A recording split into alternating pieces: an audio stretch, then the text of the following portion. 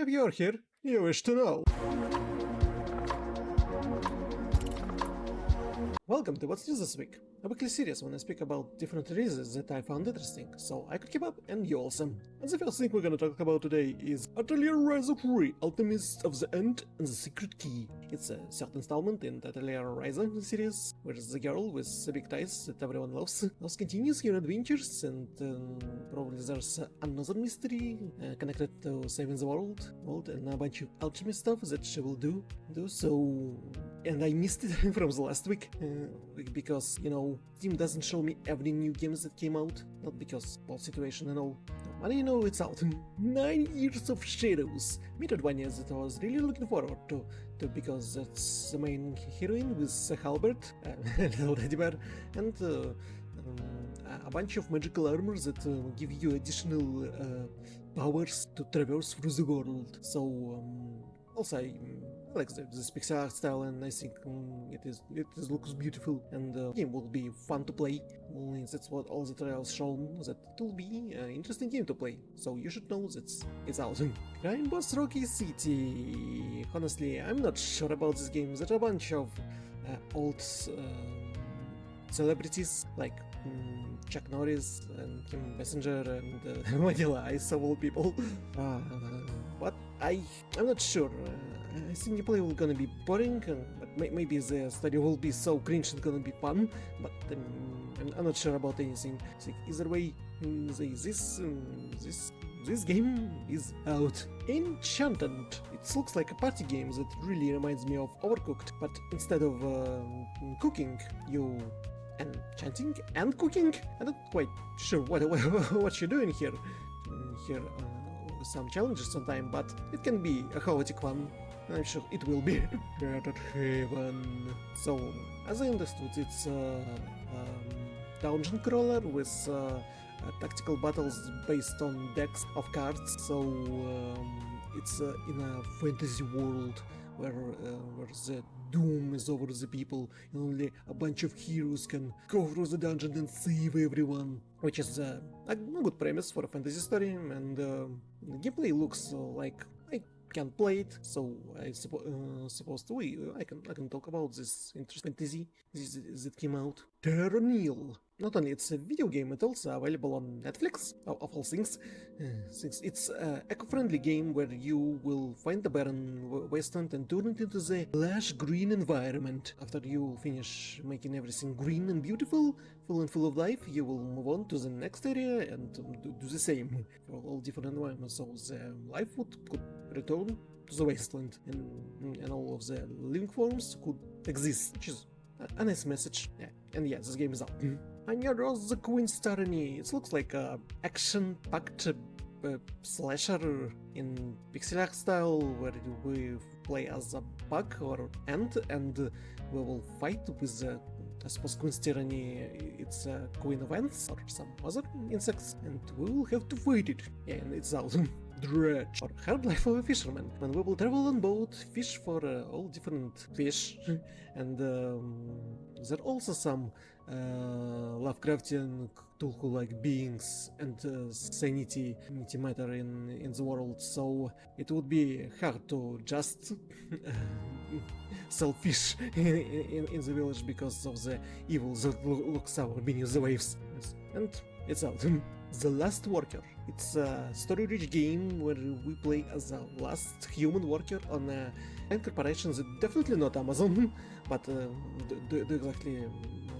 but automated everything in their package delivery service. Our companion is a robot who's a little bit sassy, as usual in sci-fi stories, and the resistance group will ask us, please do spy for us and do some stuff for us, in order to save the world from this evil corporation. So I believe it's gonna be a fun game with full of dialogues, and I love dialogues, so it's out. Ravenbound. So apparently it's open world roguelite, and I thought it would be like a sandbox where we have to collect wood and stone over and over again, and if we not have to collect wood and stone over and over again, and we just have to fight with enemies and die and become stronger by collecting and changing cards that will randomly fall off, or maybe not randomly, when we just have to fight better. with each time, maybe I will enjoy this game more. And it's out.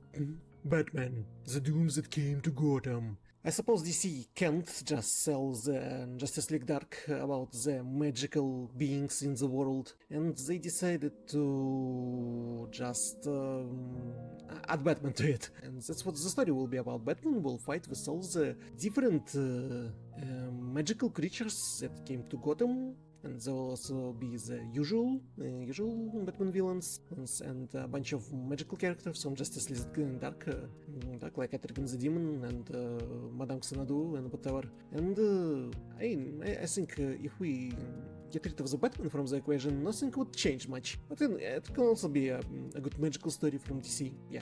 It's out. The Big Door Prize. So there was a little city in the middle of America where people lived their lives, and then out of nowhere, the magical machine Morpho appeared, and it tells you all you want, the greatest potential you could have in your life, and it changes the life of everyone in the city, and they want to change their lives based on what this machine tells them. And it brings a little bit of chaotic nature into the lives of the people in this little city, and people starting to think about what's our life's greatest potential, especially the ones who do not use advice from the machine. So it can be an interesting story. It's a little bit of sci-fi twist about questioning of our places in life. We'll see. Black Clover, Sword of the Wizard King. Yeah, so they decided to end the story in Netflix series. I just hope that it's not gonna be a bunch of part 1, part 2, part 3, part 4 like it was with Shaman King. I watch the Black Clover TV show, so I want to see the proper ending of Asta's adventure.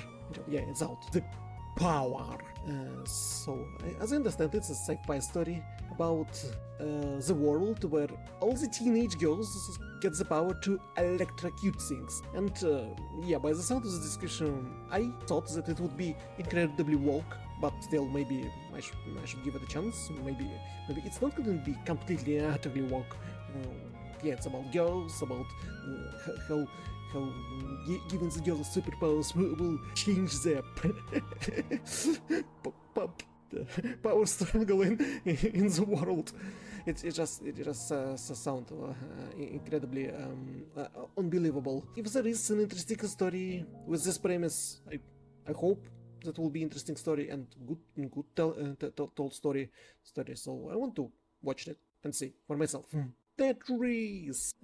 From what I understood of this trailer, they decided not to make a story about the guy who made Tetris, they decided to make a story about the guy who sold Tetris to Nintendo, which not very bad, but the problem is they also will demonize and villainize Russians and USSR in this movie. Too much than they deserve. Listen, by default, Russians are not evil. They're just human beings that live in this world. So I believe if we take away all the political agenda out of this movie, it could be interesting telling of story of how this one of the popular video games became what it is now at its foundation. But we'll see when we'll be able to see the movie completely, and it's out.